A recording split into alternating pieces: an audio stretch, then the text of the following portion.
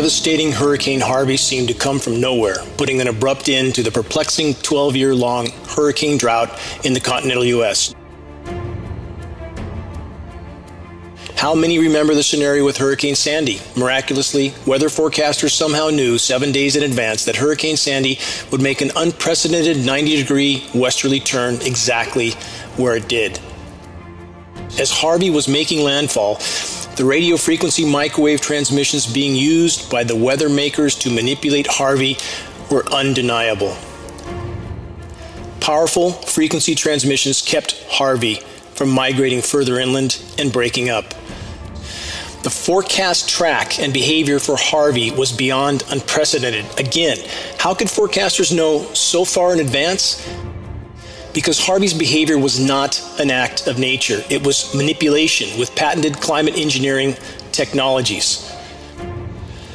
The manipulation of Harvey from the Shreveport transmission facility and numerous others was relentless, as this even more recent animation of the Shreveport transmissions reveals. Wave after wave of migrating atmospheric moisture is held back and in place from the powerful radio frequency transmissions.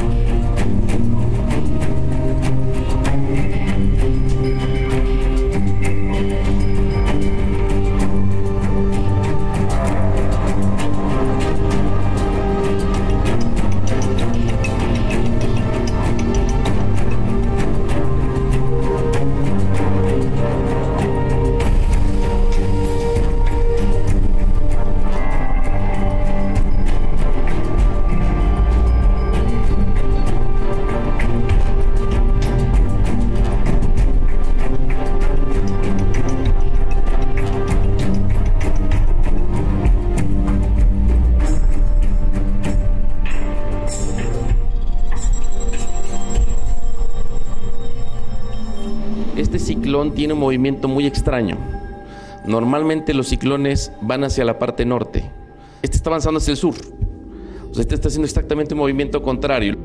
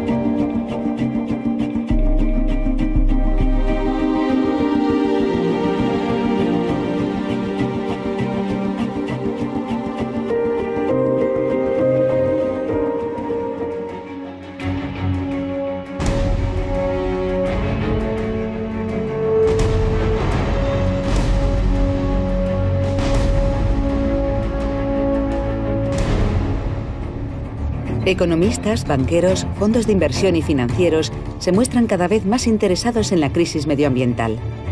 Afirman que pueden salvar el planeta a su manera, con dinero. Especies y bosques en peligro son tratados como productos financieros. La naturaleza es el dorado del siglo XXI. Un nuevo sector económico con promesas de inmensos beneficios para los inversores. Bancos, financieras, empresas y estados acuden atraídos por los beneficios. En Estados Unidos, la protección de las especies está en manos de estos nuevos banqueros. Empresas, inmobiliarias, constructoras de carreteras, cualquiera cuya actividad ponga en peligro la fauna salvaje tiene que pagar a estos bancos. La naturaleza no se produce para ser vendida. La naturaleza no tiene un valor económico intrínseco, que sea necesario hacer visible, que sea necesario revelar y que sería revelado por el mercado. Eso es lo que oímos a los que quieren la mercantilización de los servicios ecosistémicos, la comercialización de la naturaleza. Borneo es la tercera isla más grande del mundo. Sus bosques tienen casi 150 millones de años de antigüedad y hace un siglo cubrían toda la isla. En la actualidad, solo queda una tercera parte de ese bosque. Malua Biobank es una reserva forestal de 34.000 hectáreas en el Borneo malayo. La peculiaridad de este proyecto es que intenta dar un enfoque comercial y no benéfico a la conservación de la naturaleza. Las plantaciones de aceite de palma han sustituido al bosque primario. Ahora, la isla es un océano del monocultivo. La catástrofe ecológica es completa. En vez de que no valga absolutamente nada, que no tenga ningún valor, la compañía productora de aceite de palma tendría que pagar ese precio para poder destruirlo y cultivar. El Banco Malua vende sus bonos a productores de aceite de palma y a otras compañías procesadoras de alimentos de todo el mundo que usan ese aceite en sus productos. Esta es una lógica muy perversa porque quiere decir que el que tiene plata puede comprar los bonos y destruir la naturaleza. Los certificados de biodiversidad son permisos para contaminar, son permisos para destruir la naturaleza. Por eso este mecanismo es perverso. Ecologistas y banqueros. Esas son las nuevas caras de la conservación de la naturaleza. La banca ecológica apunta a los políticos con su arma económica. Proteger el medio ambiente es un nuevo negocio. Grandes regiones del planeta ya están contaminadas. Hay que coger el dinero allí donde pueda encontrarse. En Bruselas, la capital europea de los lobbies, hay entre 15.000 y 50.000 lobistas. Y la mayoría de ellos trabajan para corporaciones.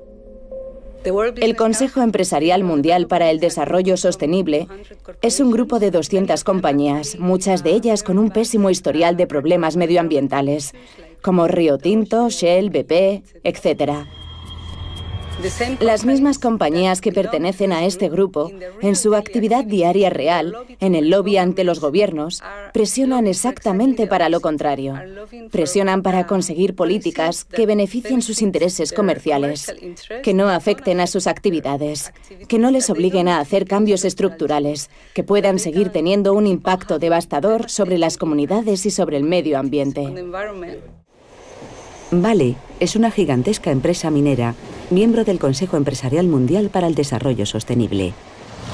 En el corazón del Amazonas, la multinacional explota la mina de hierro más importante del planeta. Y aunque Vale plante árboles voluntariamente para compensar su impacto, también sabe cómo convertir sus buenas obras en lucrativas acciones que vende en los mercados. Estas inversiones le permiten estar registrada en el Índice de Desarrollo Sostenible del mercado bursátil. Sin embargo, aunque afirme estar reforestando el bosque amazónico, Vale solo planta una especie de árbol, el eucalipto. En 30 años, todas las tierras con eucalipto serán un yermo. Hasta entonces, los mercados financieros habrán recompensado a Vale por su inversión verde.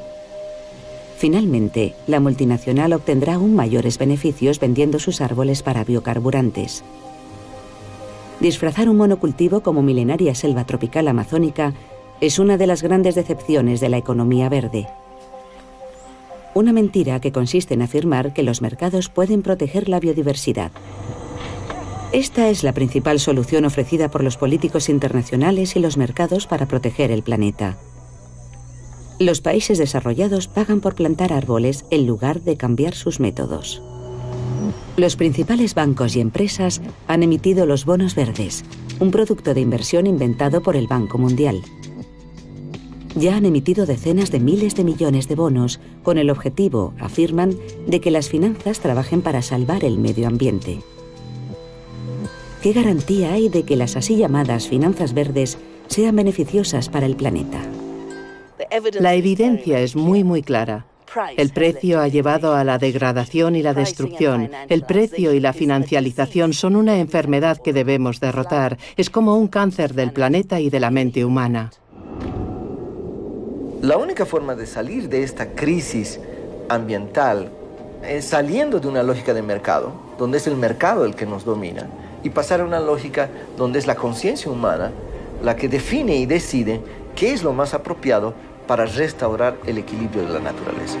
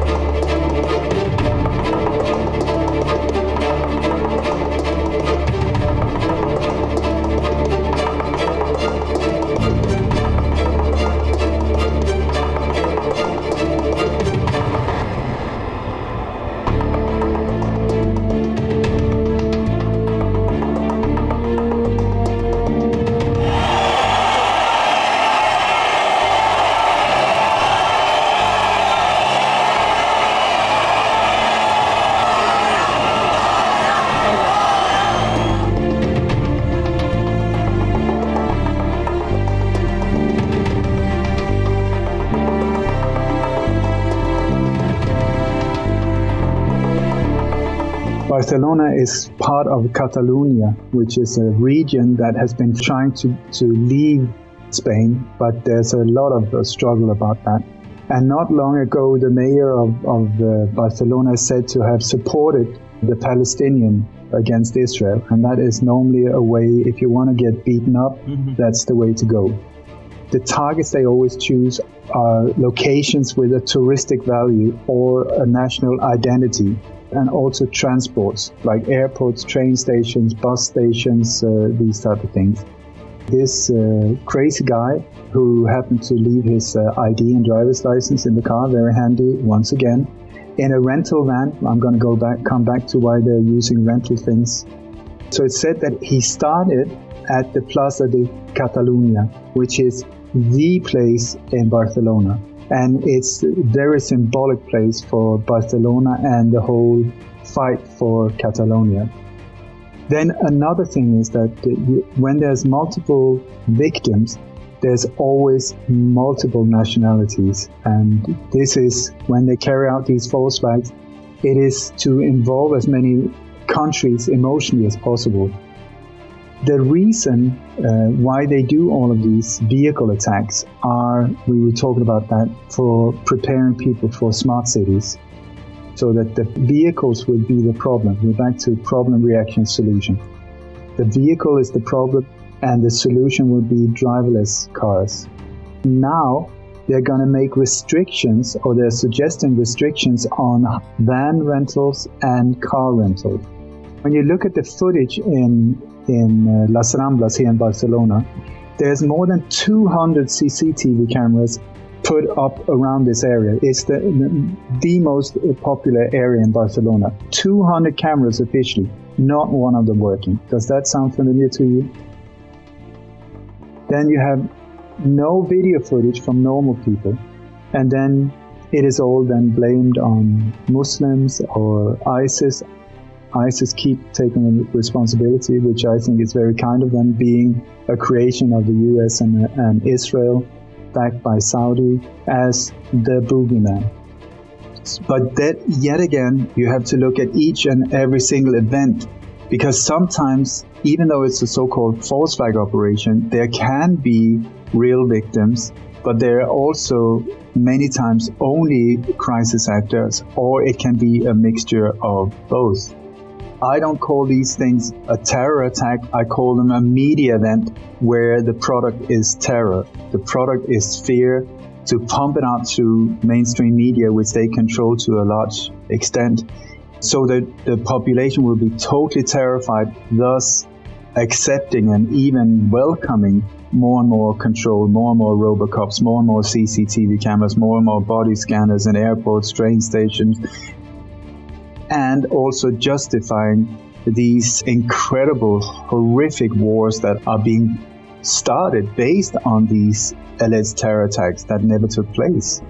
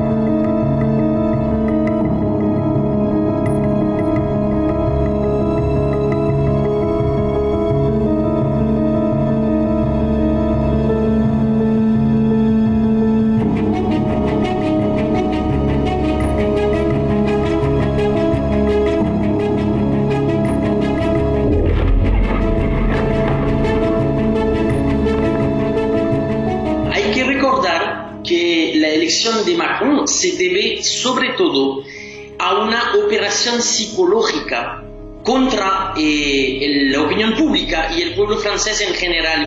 Hubo una gran comunicación, una gran operación de marketing político, consistió en vender como si fuese un producto de uso, una propuesta electoral que los franceses rechazaban tanto en comparación con el antiguo presidente o con Nicolas Sarkozy. Es decir, que la mayoría de los franceses que eligieron a Emmanuel Macron no lo eligieron para el programa que él proponía, sino más bien para, vamos a decir, romper con la política tradicional y para una esperanza de cambio. Al darse cuenta de que es la misma política neoliberal que sufren, que han hecho su vida una pesadilla, inmediatamente después del encanto, después vamos a decir de la emoción, cuando la emoción ya cae, pues hay una reacción, vamos a decir, sana, que es de volver a oponerse a todo lo que representa el presidente Macron.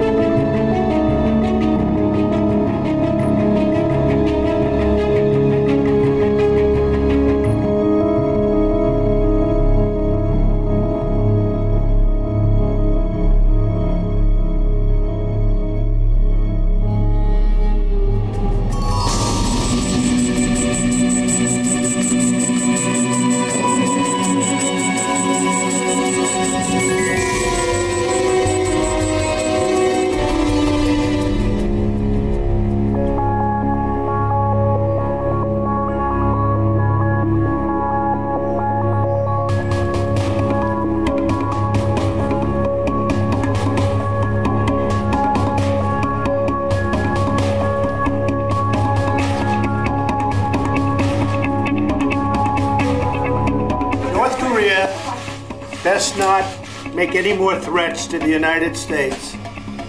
They will be met with fire and fury like the world has never seen. He has been very threatening beyond a normal statement.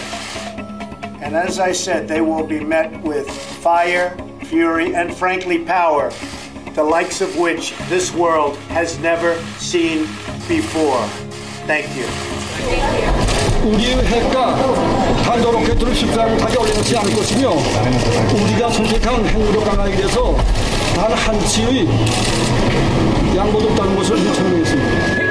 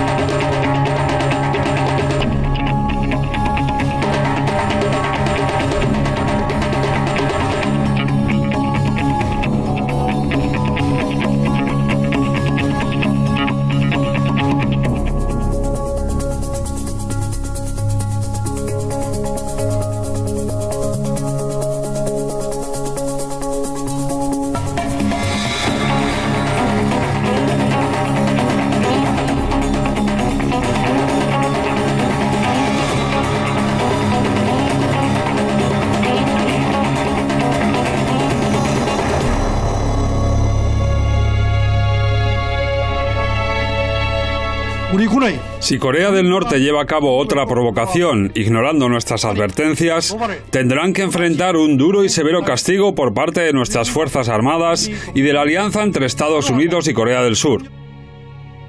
Queremos dejar bien claro que nuestro ejército está preparado para responder a cualquier tipo de provocación de Corea del Norte. Como declaramos a principios de este año, la República Popular Democrática de Corea continuará fortaleciendo su capacidad defensiva con la fuerza nuclear como predilección, siempre que Estados Unidos mantenga sus amenazas nucleares y no cese los ejercicios militares a las puertas de nuestro país.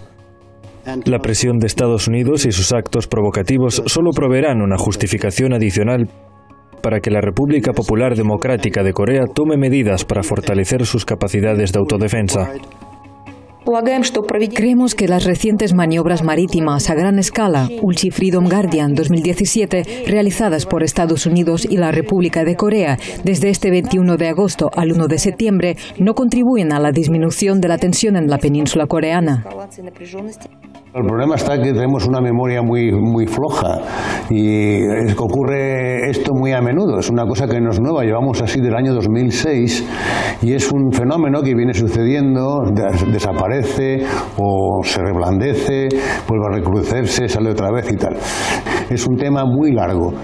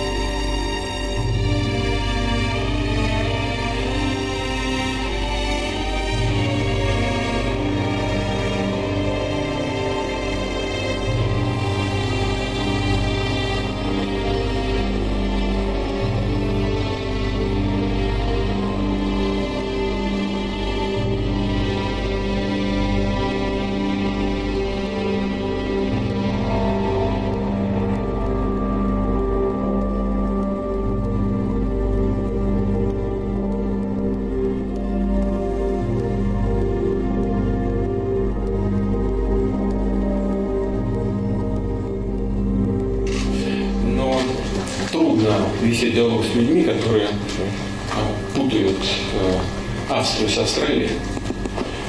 С этим ничего уже не поделаешь. Таков уровень, видимо, политической культуры определенной части американского решения.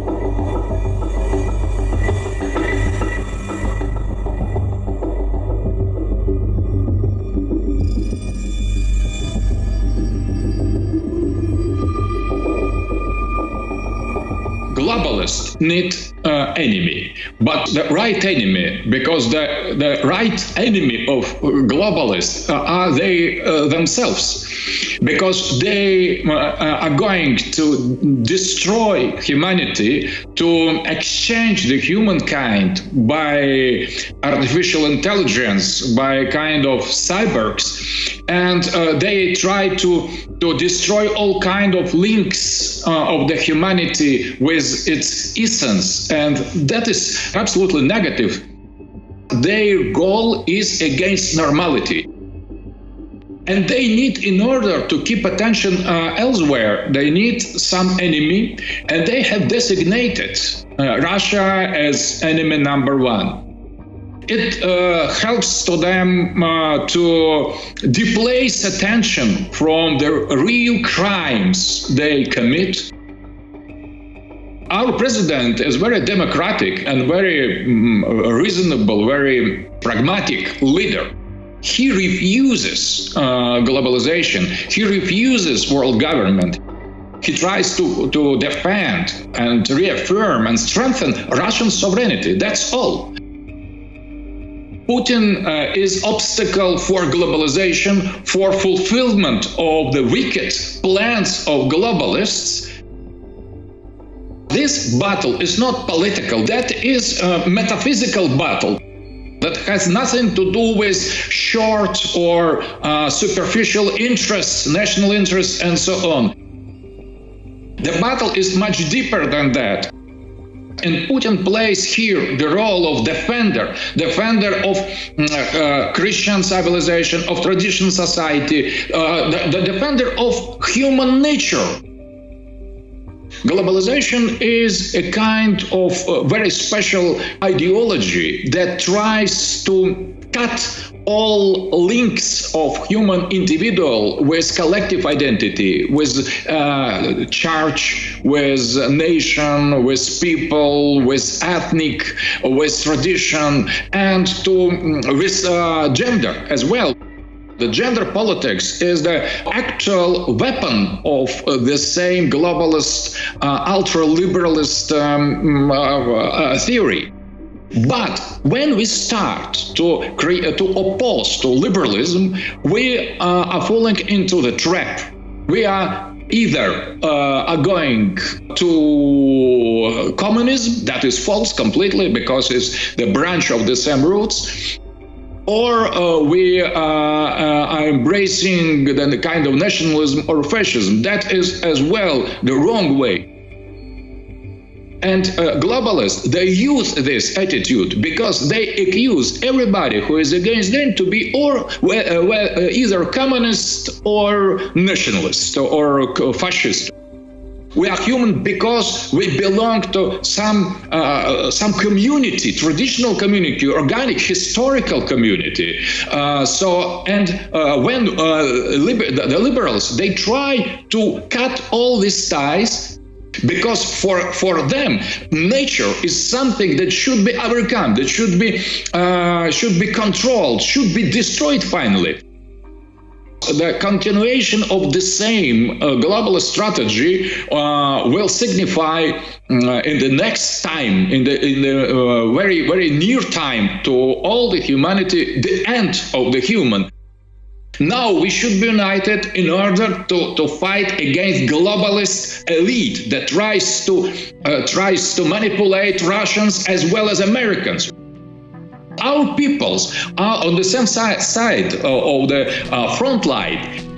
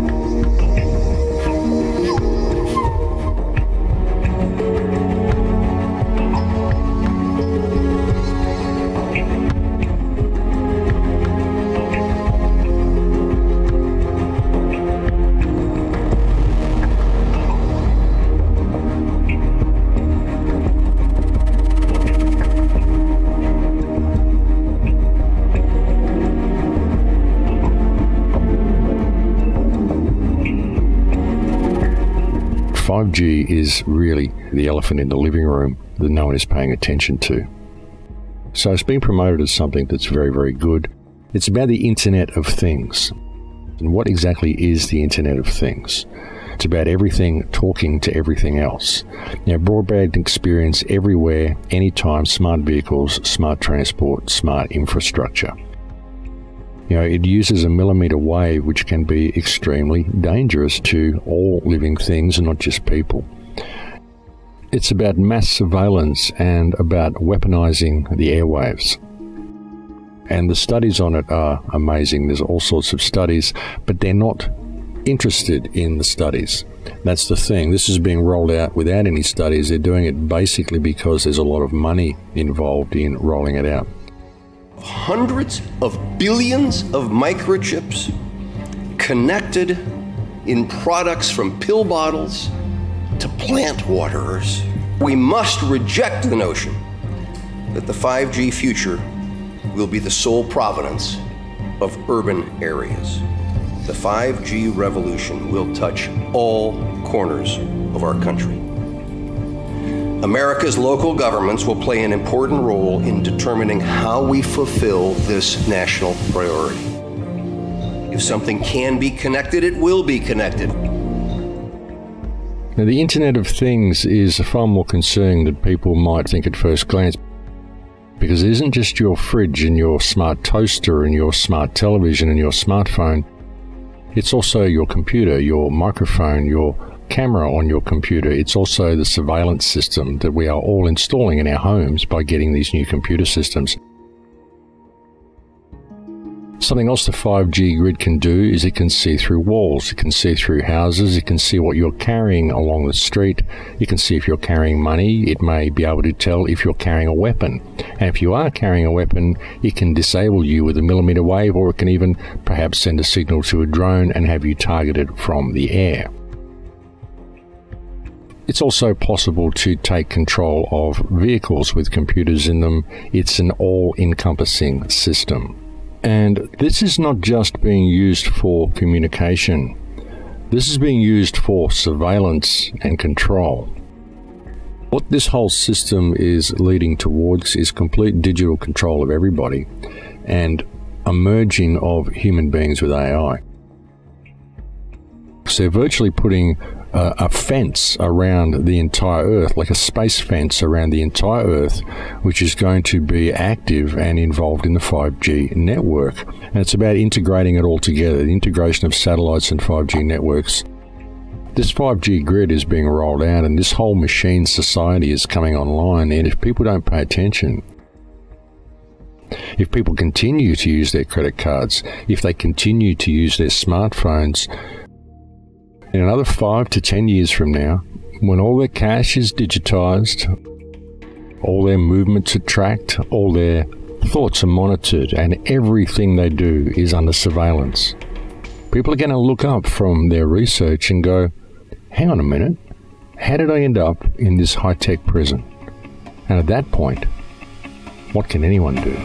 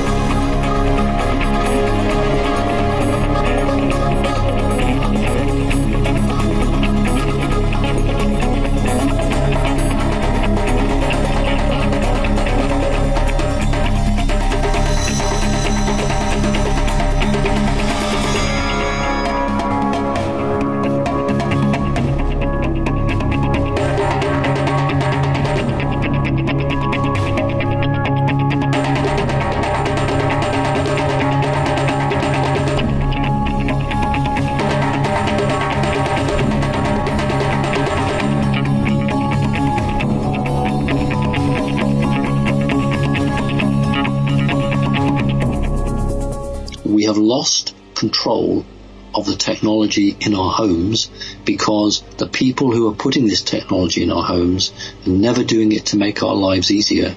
They're doing it to control us. That's their agenda. And they are so wealthy and so rich, it doesn't really matter whether it costs them $500 million and they don't actually get their money back because they're working to orders. These controlled people are bringing up vast amounts of money to put satellites around the Earth to run 5G wireless from satellites. The cost is phenomenal. What you would normally do is build a phone mast and do it. But they want satellites because they don't want people turning them off.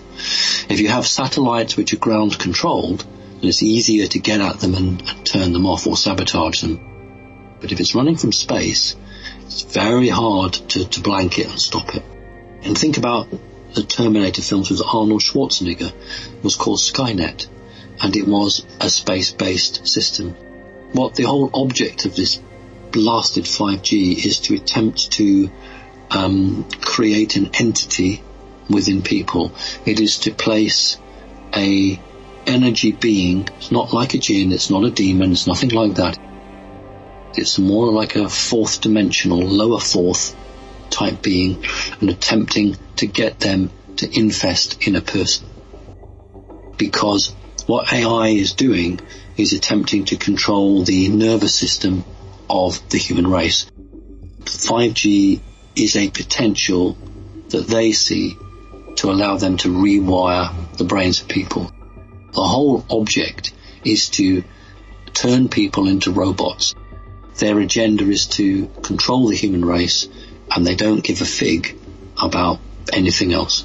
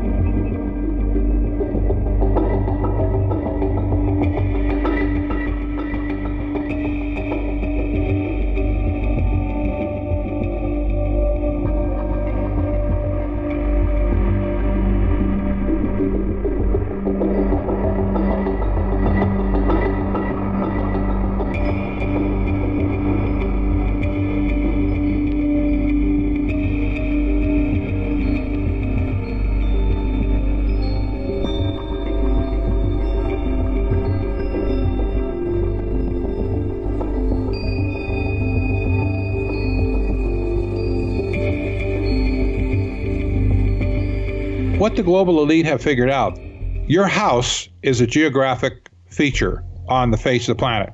But when you go out of your house and you go to a doctor, you go to a store, you go to, whatever, they lose track of you because your house is stationary, but you're moving. Well, the new theory in social engineering is we have to also set a geographic point, if you will, on all the moving objects in society. Cars move, people move, drones move, other things move. They want to track those moving things as points of geography, and that requires connectivity to do that. Mobile connectivity, not fixed connectivity, mobile connectivity. So the new 5G standard is going to provide people in cities, for instance, on their cell phones and other things that they carry with at least 100 megabit per second connection. Now, you probably don't even get that at your home right now with your cable. That's so fast, you just can't hardly imagine how fast it is. That means everything's connected in real time. Real time. 5G is going to allow for instantaneous survey of the entire landscape. Geospatial intelligence is the driving technocrat mentality behind 5G and behind connecting the world, that is the Internet of Everything, together. That is the driving impetus behind this. And you can see how science is going to put this dragnet around the human race. I think the most appropriate end state that we could name it would be scientific dictatorship.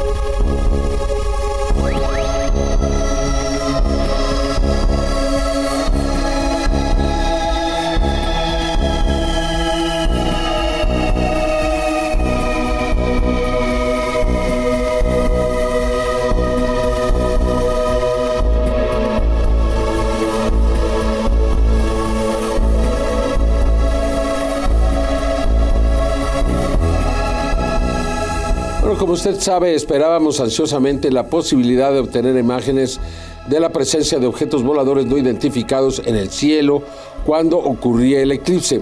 Hasta el momento no hemos recibido imágenes convincentes que demuestren esa presencia. Como ocurrió en el 2009 en China, donde evidentemente la gente salió a ver el eclipse y grabó a estos objetos, al grado de que el gobierno chino se comprometió a dar una respuesta a lo que había sucedido y nunca lo hizo. También sucedió en México en 1991 y por esta razón pues esperábamos que en este eclipse también se dieran estos acontecimientos, pero lo seguimos esperando.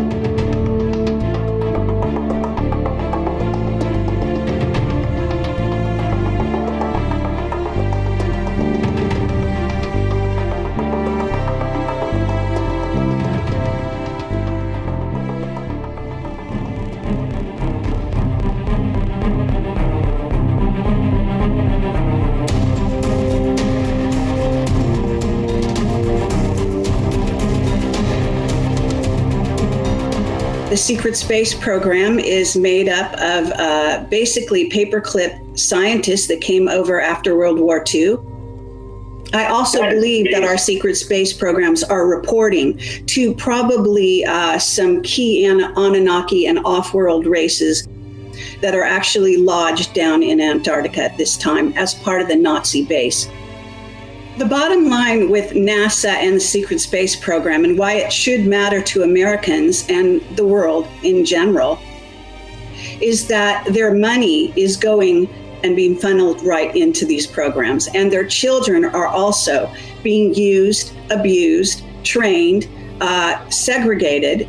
They pick only the creme de la creme and bring them into the projects to work as scientists, engineers, to work on and off planet, et cetera, et cetera.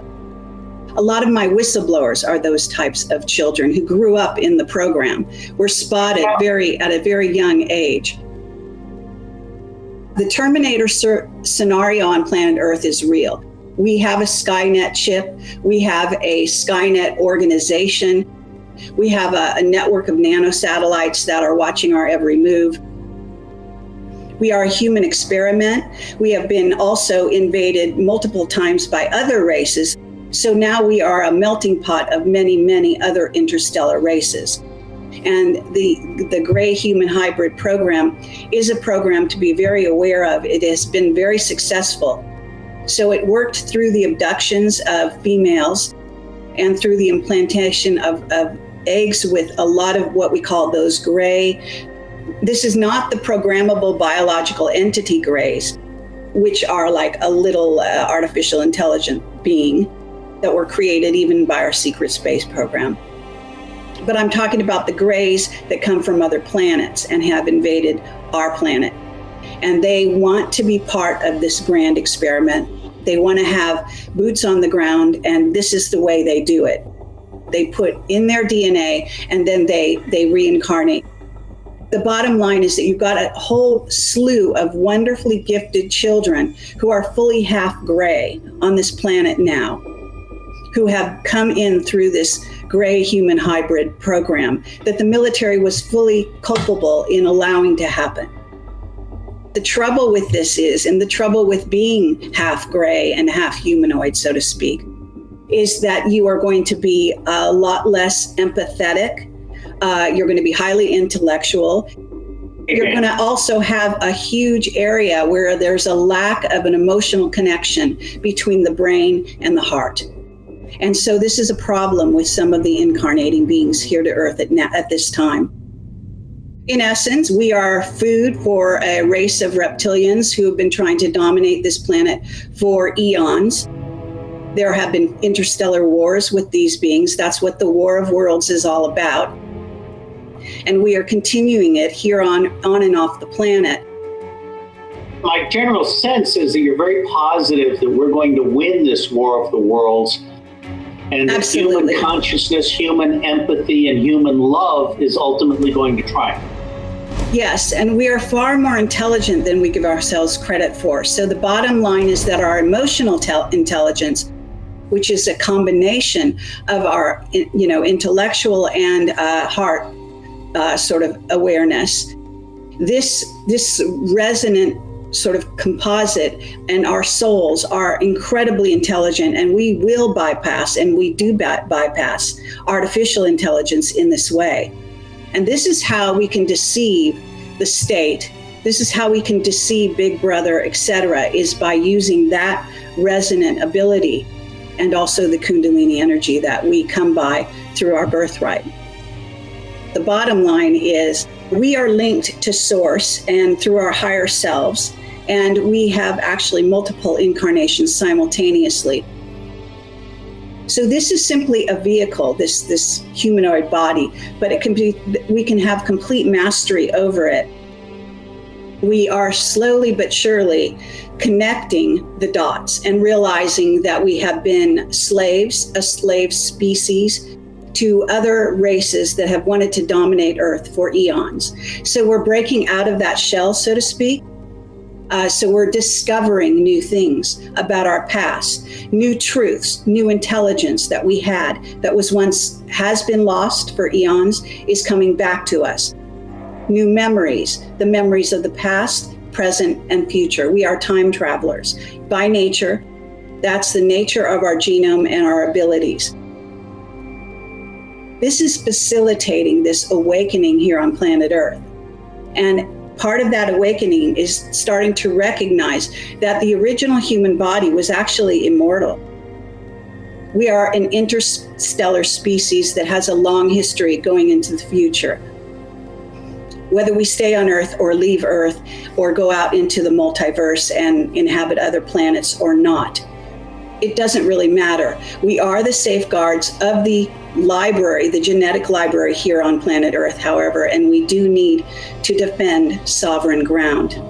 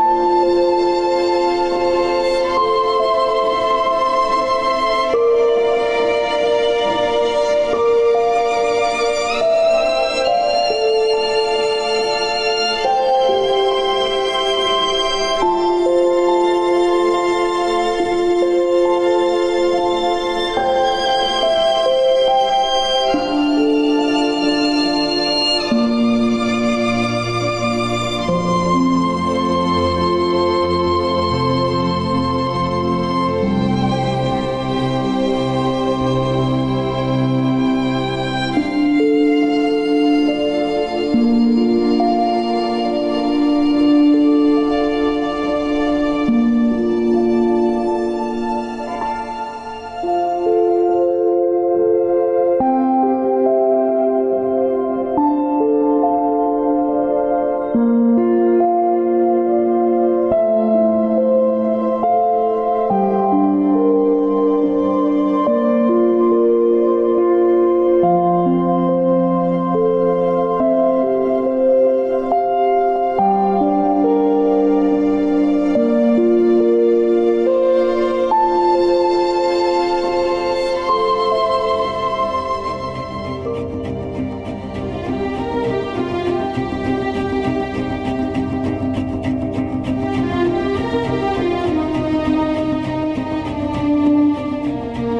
majority of people in the Western world spend the majority of their life living by the hormones of stress. Now, stress is when your body's knocked out of homeostasis. Now, you have three types of stress. You have physical stress, you have chemical stress, and then you have emotional stress. And each one of those things knocks your brain and body out of balance. We can turn on the stress response just by thought alone. You can begin to think about some future worst case scenario, and because the privilege of human beings is that we can make thought more real than anything else, we can focus on that possibility to the exclusion of everything else. And you can knock your body out of physiological balance just by thought alone, and your body, as the unconscious mind, believes it's in that experience in the present moment. And we can unfold past bitter memories that are tattooed in the recesses of our gray matter, and like magic we bring them to life, and in that moment it's real. And we know that the hormones of stress dysregulate and downregulate genes to create disease. So that means then your thoughts can make you sick.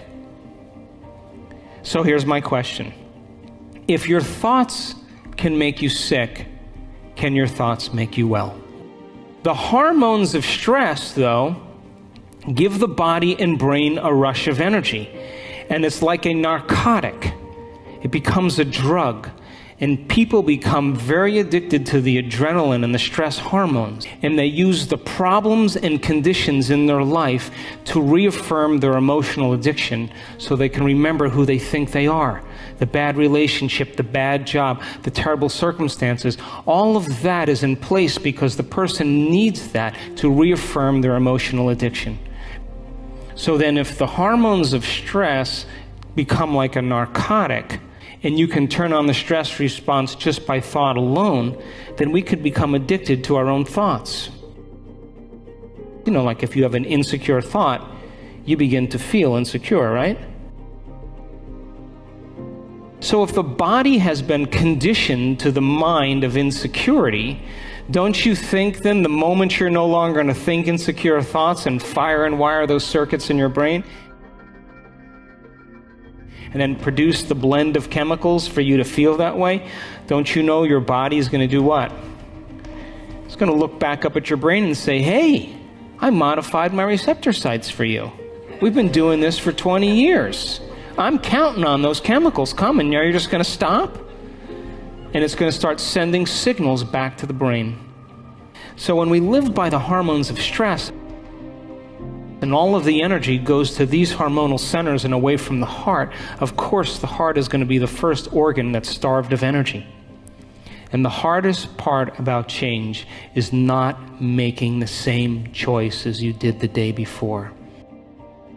Feelings and emotions are the end product of past experiences, and we can remember experiences better because we can remember how they feel. If the environment signals the gene and the environment produces a chemical reaction, then as long as you're feeling the same way every single day, there's no new information coming from the environment, and you keep signaling the same gene. And if you keep knocking your body out of balance, that imbalance becomes the new balance, and you're headed for some type of disease. And I'm living by the same emotional reaction, one long refractory period. And if you keep it going on for years on end, that's called a personality trait. And most people wear their emotions layer by layer, and they believe that's who they are. then the body literally is living in the past. And we can't create a new future holding on to the emotions of the past. We try to use our brain to change our brain. We try to use the ego to change the ego. We try to use the program to change the program, and it only endorses it.